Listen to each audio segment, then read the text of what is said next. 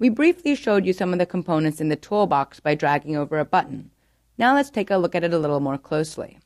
Based on the type of application I create, the toolbox will change and give me controls that are appropriate for that application. In this case, because I chose a web application, I see components that I can add to a web form. For a Windows application, I would see different controls that are available.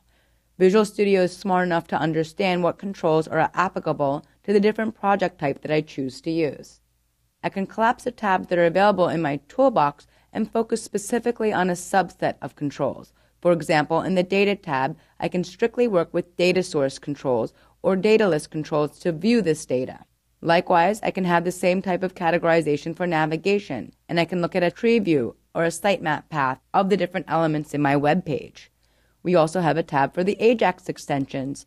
As we mentioned earlier, Ajax is built directly into an ASP.NET application, and you can consume it readily using the toolbar. It's not a separate add-on as it was with Visual Studio 2005. We can also customize the toolbox. If we scroll down to the bottom, we can right-click and select Add Tab. We can give this tab a name. Right now, we don't have any controls in this tab. We can choose to drag an item onto this, or we can right-click and select Choose Items. We can choose from a set of .NET Framework components, and we can add them directly to our form. I can choose to sort these by namespace, which I find the easiest, as it groups together all the .NET components under the system.namespace, and I can view them together and see what's missing. By selecting the checkbox on the far left, I can choose to add it to my toolbox.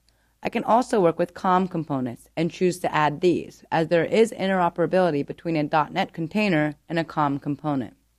Let's go ahead and cancel out of this and delete this tab. Select OK to continue.